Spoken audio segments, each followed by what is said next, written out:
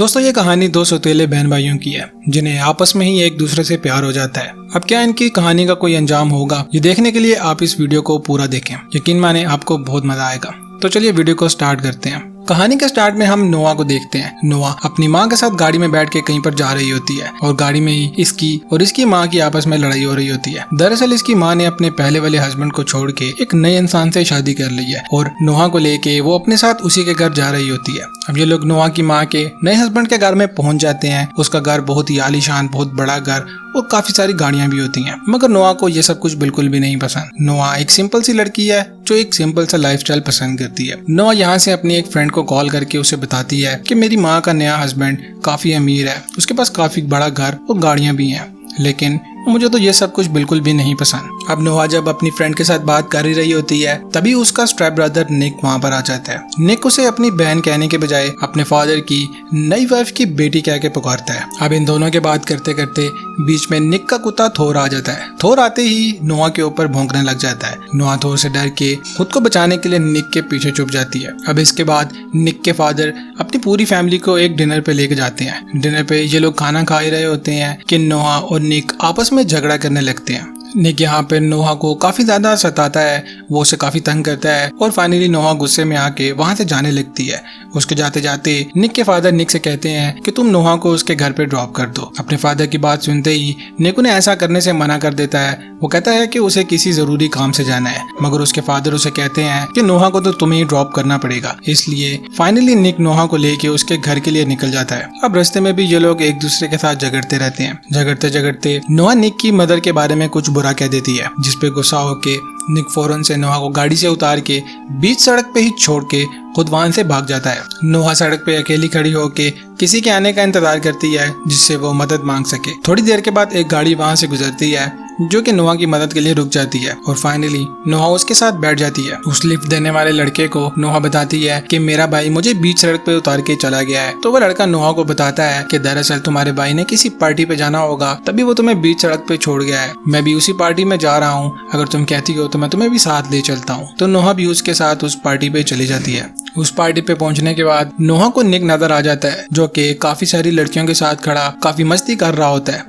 नोहा को ये देखते ही गुस्सा आ जाता है। वो उसके पास जाते ही उससे झगड़ा करने लगती है। वो उससे कहती है कि क्या तुम्हारा यही जरूरी काम था कि तुम यहाँ पर इन लड़कियों के साथ पार्टी कर सको। निक यहाँ पे नोहा को डांट देता है। वो उसे कहता है कि तुम मेरी पर्सनल लाइफ में बिल्कुल भी इंटरफेयर मत करो। नोहा वहाँ से पार्टी में अकेली घूम रही होती है। तभी एक लड़का आके नोहा को एक ड्रिंक ऑफर करता है। नोहा जब वो ड्रिंक पीती है तो उसके पीते पीते ही निक फौरन से आके उस लड़के को टिका देता है। दरअसल उस ड्रिंक में ड्रग्स मिली होती है। अब ड्रग्स वाली ड्रिंक पीते ही नोहा फुल नशे में होती है। तभी निक नोहा को उठा के वहाँ से घर ले आता है और अपनी बाहों में उठा के उसको उसके कमरे में जाकर सुला देता है। अब अगले दिन जब नोहा उठती है, वो उठते ही निक के पास आती है। वो उससे पूछती है कि कल रात हमारे बीच क्या हुआ था। तब निक उसको चढ़ाने के लिए उसके कान के पास आके कहता है कि कल रात हमारे बीच काफी कुछ हुआ था, मगर मैं तुम्हें नहीं बताऊंगा। अब अगले ही सीन में हम देखते हैं नोहा और निक एक बीच पर होते हैं। नोहा जिस तरीके से निक को देख रही होती है, हमें देख के यूं महसूस होता है जैसे अब नोहा भी निक की तरफ अट्रैक्ट हो रही है। अब आज रात को निक की किसी लड़के के साथ एक रेस थी। रेस के दौरान वहाँ पर नोहा भी आ जाती है। अब रेस के स्टार्ट होते ही निक की ध्यान जब नोहा की तरफ जाता है। नोहा काफी खूबसूरत लग रही होती है। निक उसी को देखता रहता है। तभी वो रेस स्टार्ट भी हो जाती है, मगर ये रेस निक जीत जाता है। निक के जीतने के बाद ये सभी लोग सेलिब्रेशन कर रहे होते हैं। तभी नोहा के फोन में एक पिक्चर आती है। नोहा के देखने पे उसे पता चलता है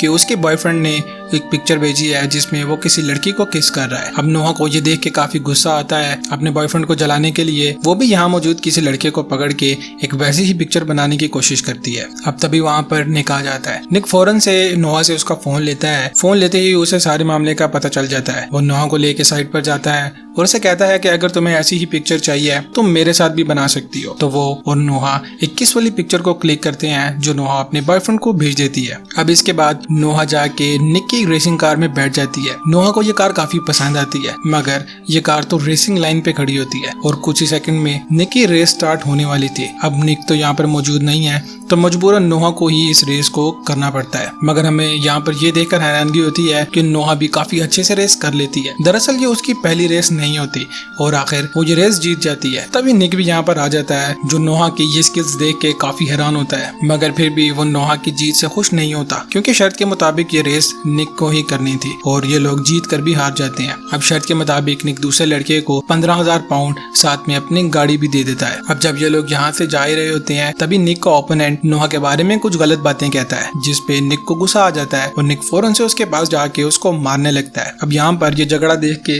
नोहा काफी डर जाती है। दरअसल उसको उसके बचपन की काफी यादें उसको वहीं पे सताने लगती हैं। अब इस झगड़े के बाद से ही निक को फोन पे धमकियां आने लगती हैं, मगर निक इन सबको इग्नोर कर देता है और वो अपनी छोटी सिस्टर को मिलने चला जाता है। अब रात में जब निक अपने घर पे वापस आता है तो वो देखता है कि नोहा और थोर इकट्ठे बैठे हुए हैं। दरअसल नोहा पहले थोर से काफी डरती थी, मगर थोर के करीब देख के उसे काफी खुशी महसूस होती है। अब जब नोहा और निक आपस में बैठ के बातें कर रहे होते हैं तभी हम देखते हैं कि ये दोनों आपस में करीब आने लगते हैं, मगर तभी निक नोहा को रोक देता है। निक उसे कहता है कि हमें एक दूसरे से दूर रहना चाहिए, क्योंकि जब हम एक दूसरे के करीब आते हैं तो मैं खुद को रोक नहीं पाता। अब इसके बाद अगले दिन जब नोहा अपनी गाड़ी को वॉश कर रही होती है तो निक उसे दूर से खड़ा देख रहा होता है। अब तभी नोहा की माँ उसके बॉयफ्रेंड को लेकर वहाँ पर आ जाती है, मगर अपने बॉयफ्रेंड डैन को वहाँ पर देख के नोहा काफी परेशान हो जाती है। दरअसल अपनी और निक की जो किसिंग वाली फोटो नोहा ने डैन को भेजी थी, अगर उसको पता चल जाए कि निक इसका स्टेप ब्रदर है तो वो ये बात नोहा की माँ को बता देगा। मगर डैन अपनी भेजी हुई पिक्चर के लिए नोहा से माफी मांगता है। नोहा यहाँ पे डैन से कहती है कि मैं तुम्हारे साथ अब कोई भी रिलेशन नहीं रखना चाहती। दरअसल मैं अब निक के साथ प्यार करती हूँ, और ये दोनों सच में एक दूसरे के साथ प्यार करने लगे थे। अब हम अगले ही सीन में देखते हैं कि नोहा के पास डैन की तरफ से एक धमकी भरा लेटर आता है। अब हम निक को देखते हैं जो कहीं पर जा रहा होता है। तभी रास्ते में उसे अपना ओपोनेंट रेसर मिलता है, जो उसे देखते साथ उसे चढ़ाने लगता है। अब यहाँ पे निक और उस रेसर की आपस में फाइट हो जाती है।